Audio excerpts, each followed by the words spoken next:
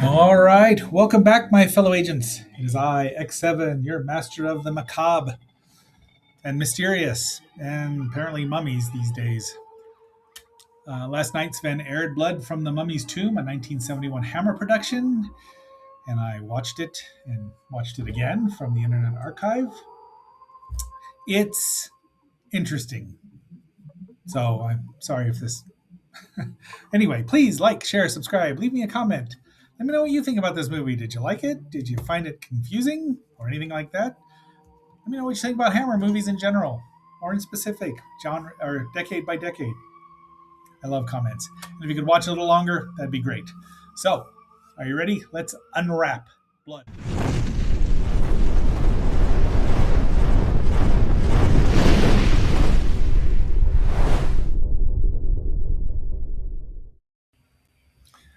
So, there's our title card there. It's actually a little bland. 1971 Hammer.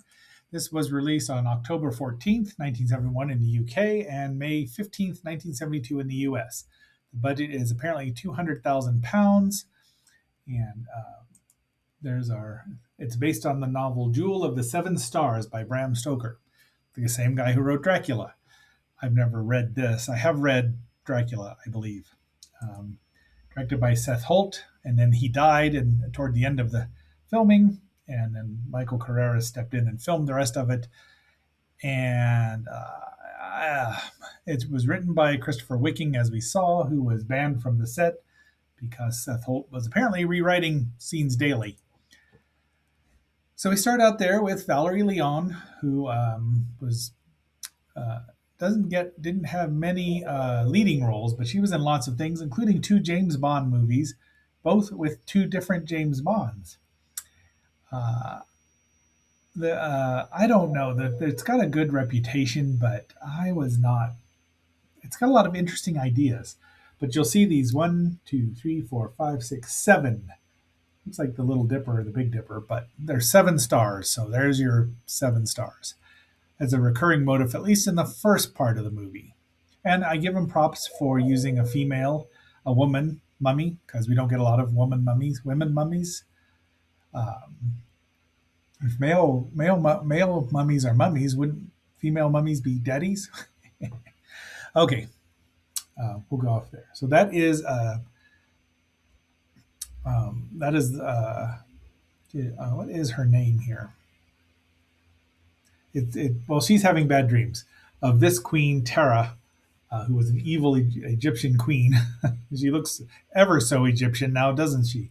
The priests have drugged her and put her in a state of suspended animation and buried her with all of her relics. That seems like a really bad idea. But as soon as they leave, there they are doing all that, and they chop her hand off, tumor. They leave and get killed. So here's what this is one of the mysteries, and we'll get into that. This is a bloody movie, so there's a lot of blood, and some, it's kind of gory there, but not over the top. It's nothing really. We do see the hand crawling about, so it's effective, and the ring there is very important, or somewhat. So there's her. That's what the heck's her name in here? Margaret Fuchs, and that's her dad, Julian Fuchs, played by Andrew Keir, who does a great. The cast is quite good. It's the script that has the problem, because there's a lot of talking in it. A lot. It only runs a whopping 94 minutes. I think that's what it said. Yeah, and that a lot of nothing happens in it. He gives her this ring because he's brought everybody back. This is her 4 days before her birthday, and Margaret there looks a lot like the Queen Tara. And also we see she's got a scar there on her hand, which is the one that, of course, the priests had cut off of the queen. This here, who I thought was Michael Gough, is not. That is James Villiers as Corbec. He's the ostensible villain of the piece, and he was on the expedition, which we'll see here momentarily in flashback.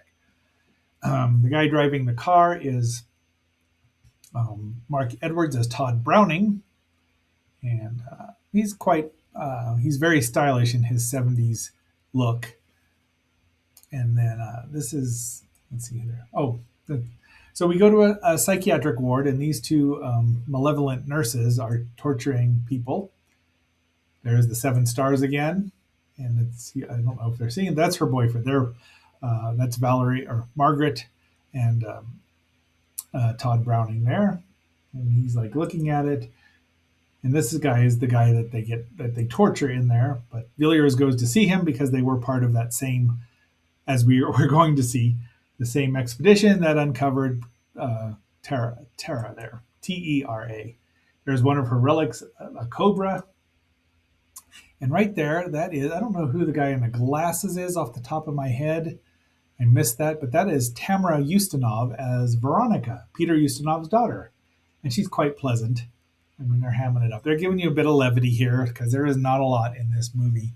It's very somber, very serious, and very artsy, and just a little dull.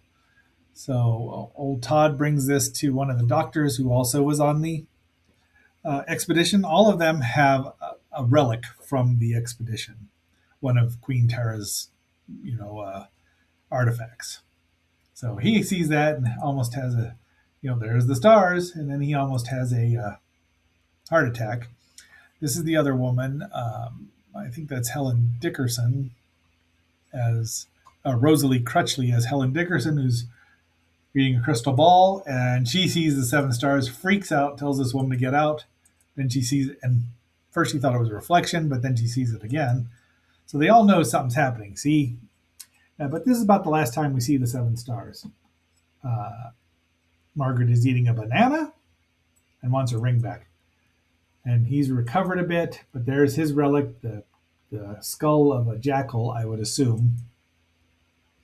And they've been canoodling, or performing coitus, probably. And now we're having the flashback to where the expedition finds her unknown, unmarked tomb. You see everybody. There's all five of them. And they open the sarcophagus. I would assume this is supposed to be Bastet, which is odd because Bastet was a fertility goddess and not anything dangerous any more than all cats are. And there's the hand, which is still bloody and oozy. So there he is. There's a Corbeck, a little younger, but it's bleeding. Her arm is still bleeding, so they know she's still alive. Gross. So I found this funny. I'm going to relay this. While watching half the movie on Sven, they blurred out her chest. I tried to do it originally, and I couldn't. It wouldn't look like they did. I couldn't get it to look digitally blurred enough, so I just reverted it back. They show this shot a lot. I mean, obviously that's Valerie Leon there as the same, playing the same person, or you know. But then we find that Julian, her father, has been attacked by something invisible and gone for the throat. Now we never see what it is. It's just really a matter of horror. And so she's worried about her dad, and then this guy comes along, the doctor, who's like, "No, he'll survive." She cries, and then we see the tomb again because her dad's put everything down in their basement. I like the artwork. The movie looks great. I mean, it really does. It's a fantastic looking movie, and I wonder if had Holt survived to finish directing it, would it have made any more sense? Because there's a bunch of they just throw in the whole thing with the nurses at the psychiatric ward being mean. I mean, it just goes in these directions. There we see Anubis as David is snooping about, and he finds them talking, and she's in a negligee. They make use of Valerie's natural beauty quite a bit here and show as much pulchritude as possible. There's the snake, another one of the artifacts, which I think is just gorgeous. But and they go to see the other doctor there, who just freaks out. Dad's recovering. I mean, I like the purple here, purple. But they're looking, and he's like looking at her, and I don't know. It's just meanders. There's a bit too many characters, a bit too much going on, and a more concise script would really have served this movie better. I believe. But now they've got him. The orderlies are torturing him, But he sees the snake come to life, and yeah, again. Oh, gee, what was that? It was frightening, wasn't it? It was horror. Hey, you know what, Colin? What, Ryan? That's what all the songs on this CD set are about. Horror. Are you saying that every song on this CD album has to do with horror? You bet I am. 800 songs on 300 CDs. That's All about horror. It is truly horror. So he's dead. So all of them are dying one by something invisible. But she's still concerned about her father because she doesn't want him dead. But then she sees old Corbeck headed over there to let. So just rented a room or something.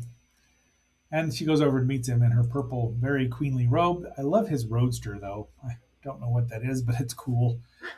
And he gets out, confronts her, tells her she looks great, and then he confronts Corbeck. And now we get our last shot of Miss Ustinov as Veronica. And this guy's, he's about to bite it. He's got the skull there. She wants it. She keeps saying we want it. And I would assume she meant Corbeck, but maybe she's talking in the third person, or we, as in the royal we, because she thinks she's the queen, because the power is corrupting her. The ring is corrupting her, which is her father's fault. He jumps out the window with the skull, but he loses it. David shows up. Telephone booth. It's not a police call box, though, now is it? Or is it? But once again, this guy's got his throat cut out. And we never see what causes this. It's never even hinted at what's causing it. I mean, is it the jackal? Is it the cat? Is it the snake? Wouldn't do that. The snake would just poison him. We do see the jackal, a shadow of a dog of some kind, which I would assume is supposed to be a jackal, wandering off. And again, the set design is magnificent. I mean, just really great. And they put they did research to get a lot of Egyptian hieroglyphics in there, and then David confronts her, and then he leaves, and then she screams at him, and he dies. Once again, his throat's ripped out. It's horror. But boy, James Corbeck just looks triumphant here, because to bring the Queen Tara back to life, they have to sacrifice Margaret's life force. And then these two just realize it, so Dad goes downstairs. And I don't remember. Oh, maybe that's the doctor. Somebody gets killed with horror and blood. Lots of blood. I told you there was a lot of blood coming from this mummy's tomb.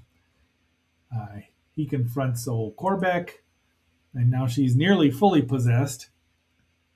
Oh, and she went to get the cat statue from there, and then, of course, they get killed. They gave it willingly because she said it wouldn't kill you, and it kills her anyway. Kaboom!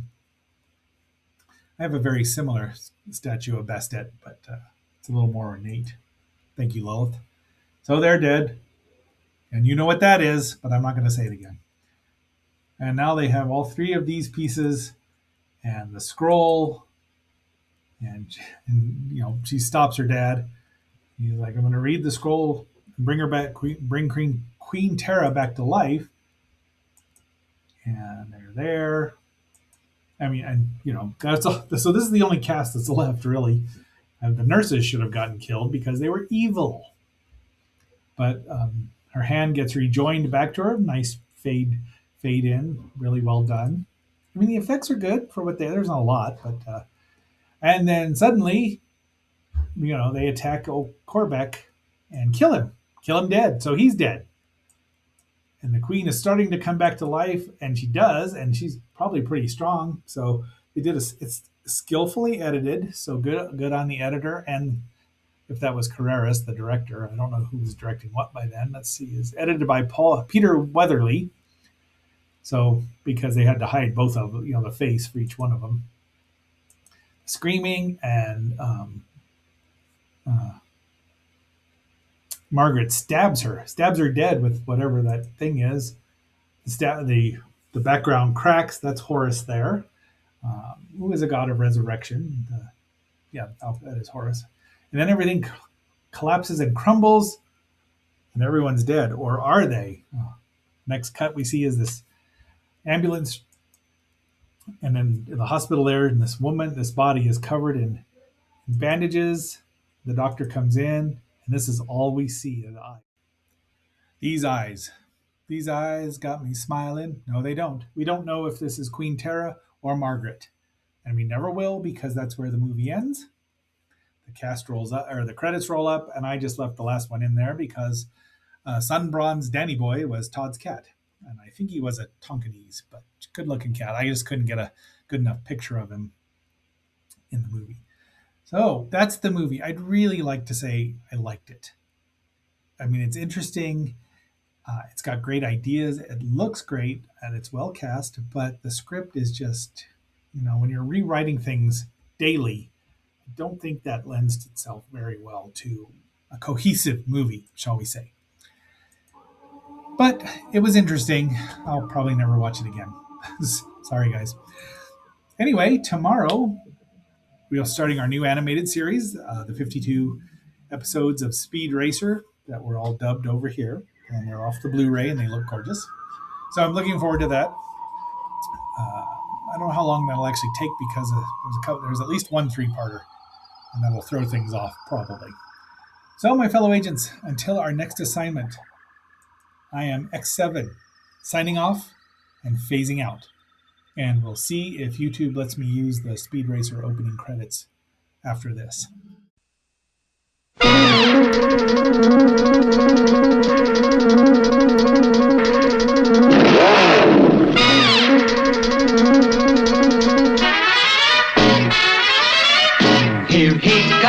Here comes Speed Racer, he's a demon on wheels. He's a demon and he's gonna be chasing after someone. He's gaining on you, so you better look alive. He's busy revving up the powerful Mach 5. And when the odds are against him and there's dangerous work to do, bet your life, Speed Racer, see it through.